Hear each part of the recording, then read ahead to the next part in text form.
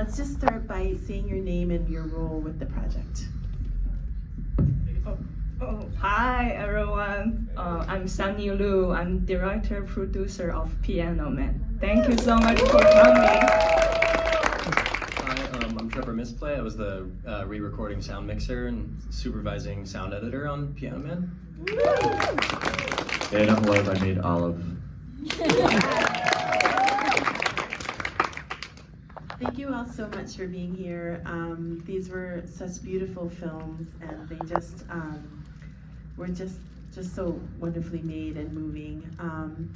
I always like to start these conversations just asking the directors like what their inspiration or motivation was for doing the project. So Lev, since your film played first, I'd love to start with you. Like, could you just tell us, like, you know, is Olive a friend of yours, or how do you know Olive, or how did this whole project come together? Yes, I consider Olive a friend. Yeah, I've known Olive for many years, kind of from like the days when the bakery was open in Southwest Atlanta, if anyone's been there. She was a really huge part of that project, and also ran like a recycling center there. And then when the pandemic happened, she was, you know, a lot of mutual aid in Atlanta, and I had started an MFA program and needed to make a film, and I decided to make a film about her because I thought that it would be an interesting way to make a film about Atlanta and things I care about that happen in Atlanta, which is mutual aid, and do it through a person that I think is just a very lovable person. And yeah, I thought she was like a perfect character person to show something that I think kind of goes unseen a lot of times in the city.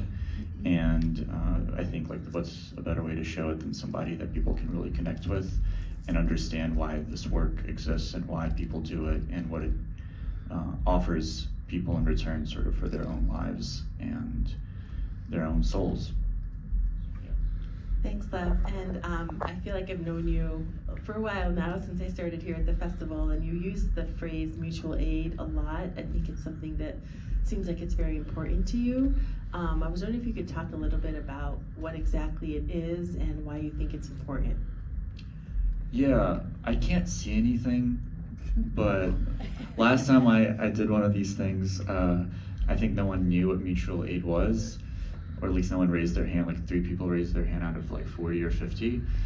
But it's a very basic concept, right? It's doing the work that fills in the gaps that are left by the capitalist structures of society, whether that's be corporations or the kind of the hollowed out state. And so it's, you know, people are hungry, people don't have homes, people don't have healthcare, people don't have basic things that they need to survive. And so mutual aid is, I guess, a concept, it's a term for the work that people do to fill in those gaps. And it's not just like an isolated like volunteering as much as it is literally an ecosystem that is developed to fulfill the needs that people have that are, again, ignored within the structures that we have. And so I think mutual aid is really important in the sense that whatever political vision you have for the future, you know, the mutual aid as a concept is like, well, how do you actually apply those values in the present day, like today, literally, or tomorrow? And I think mutual aid is kind of like the most approachable and accessible thing, because it literally means, well, how do I help the people in my community immediately? You know, not like some theoretical ideas about what I want to build, but like, how do you actively today, this week, participate in your community and meet the needs of the people around you? And I think that it's actually something that brings people to action rather than feeling overwhelmed and bringing them to inaction, which is not very helpful. And so one of the reasons I think it's a really important thing is because it is also like something that is being targeted by the state as like a philosophy of, I don't know, terrorists, literally. And so I think it is important to understand what mutual aid is by watching, I don't know, this film, for example, because there are people in power that want to create the concept of mutual aid as being something that is dangerous to society. Because in a way it's dangerous to the society that wishes to like disempower people. And so it is dangerous if people do find ways to empower themselves in their communities, because that does mean it creates an alternative infrastructure that can actually protect itself and the marginal people around them. So right now, and I can get into it later maybe, but there is like a campaign to try to demonize that work. And when people don't know what mutual aid is, they don't really know what exactly is being demonized. So. Thank you, Lev. Thank you. So just to further explore this idea, if any of us here today wanted to engage in mutual aid, is it just a matter of, ourselves going to our local supermarket, gathering together the leftovers, and then somehow publicizing, hey, this is here if you need it? Or is it a little bit more complicated than that? Like, what exactly, if we wanted to be our own version of Olive in our local communities, what would we need to do?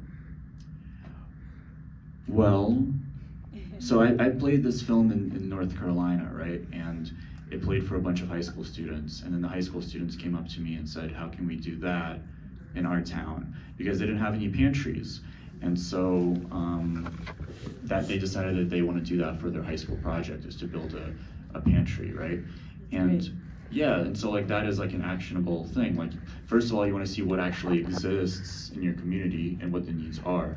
So clearly there's some infrastructure, but those fridges that, or at least one of the fridges that's in the film, that was built by somebody during the pandemic, because there were no fridges in Atlanta that, provided food for people. And so she kind of took it upon herself with a bunch of volunteer labor to build these. And that involved people who are fabricators, because you need a shelter for the fridge, right? And so people with different skill sets can offer different types of aid, right? Like, if you know how to build a structure, if you know how to use tools, you can do that. If you're somebody that has a truck that can help move a fridge, that's also helps. So really, it's very basic, right? It's like, how do I just do some amount of help for my local community and like figure out what actually exists, what infrastructures exist, and what are the gaps in those infrastructures. So for example, there's an infrastructure developed by people in Atlanta for distributing the food that usually goes to waste. I'm sure there's more food that could be collected throughout the city if there's more people doing that work or willing to do that work. But then you have to store that food somewhere. And so somebody comes in and says, okay, we're gonna put like a fridge, or we're gonna put like a big cooler, right? Essentially where this food can be stored.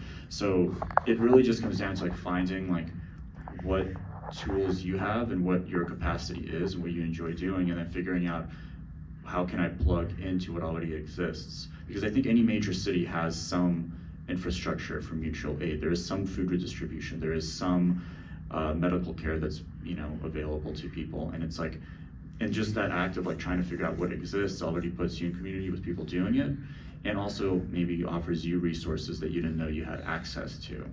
So.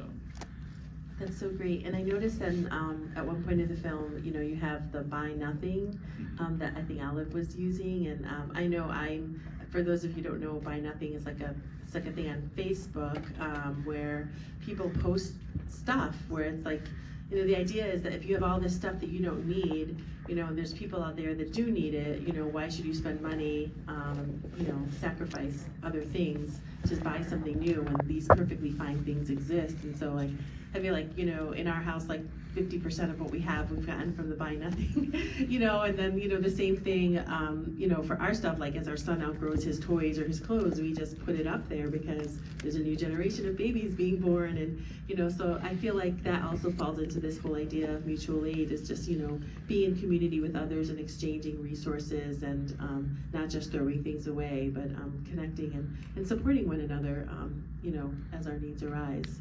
So. Yeah. What's next for this film? Are you taking it to other festivals, or? I have to double check. I don't know, maybe, hopefully, yeah, I'm gonna submit it around and see. I played in a couple of film festivals so far. I do want to do maybe another screening of it in Atlanta at some point, so I might do that. Has Olive seen it? Yeah, she's here. She is? Yeah, she is right there. Well, she's probably a good person to answer this question, but yeah, maybe we'll screen at, so there's a new venue called the Supermarket, and it's opening up in right next to the Plaza Theater. It's over where the antique shop used to be in the basement area. And so maybe I'll do a screening of it there once it opens up fully. But yeah, that's going to be like the new iteration of, you know, a new version of what the bakery sort of used to be, just for 2020, for the mid-20s, I guess. That was like the late 10s, and this is like the mid-20s. Yeah, so maybe I'll do a screening there. That'd be great. Thanks, love. Thanks so much.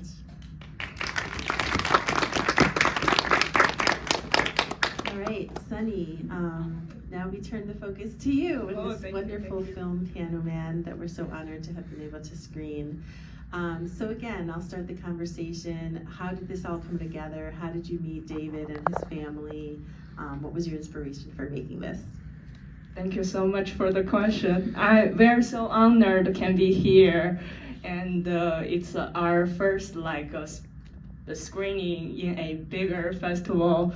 So I myself, as a pianist, I came to this country 16 years ago actually to learn playing piano. But somehow life turned to different directions after my graduate recital, and I injured myself. So after that, but I always have the deep appreciation for piano because it has been so been in my life for such a long time. I always want to make a film about piano. The first time I walked into David's factory and I saw how he works on the piano, the passion just comes through. And he told me piano is like his family. So that really relevant to my own experience when I came to this country, when I didn't have the language skill and the piano was everything for me. So I was at that moment I decided to make film about David and the piano. But after that I started to have a conversation with his family, his children. They are learning piano. Yes. Then I was I start to teach them first. Yeah, then I was oh my God, I just so connected with the family. Also, I was sleeping on their couch during the weekend. The wife, Claudia, was taking care of me, cook for me. Wow. So I was I'm part of family. Yeah, that's beautiful. So at the beginning, it was the idea was making a film about piano. Then became making a film about family, immigration family. Right. Then during the middle of the process, then I was there filming. The landlord just came trying to kick us out. Oh boy. I was no, that's not going to happen. So we were not there to making the film because we are filmmakers. We are making a film for the family. So if something happened, if Marshall came trying to kick us out, we are going to make show them the evidence. So that was that whole process. Sorry, the story is a bit long. We scored the evidence too. It needs a score for the Marshall. No, that's great. That's great. Sorry. No, No, that's okay. Yeah, that's how the project started. Wow. Yes. That's so wonderful. I have a million and one questions in my head. I'm trying to sort of put them in order, but I have one more thing to say. Yes, please. Do you know, Trevor and I and Gaga, we all went to. We all.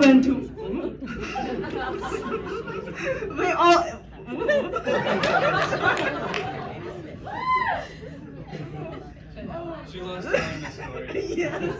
Trevor and I and Gaga, we all went to same high school together. That's 17 amazing. years ago. Then before I was a classical pianist, he was a classical dancer, and she was a classical violinist. Wow. But life changed 15 years later, That and is we so came amazing. together, made this film together, and today, we all here together. So it's really life. That's so beautiful.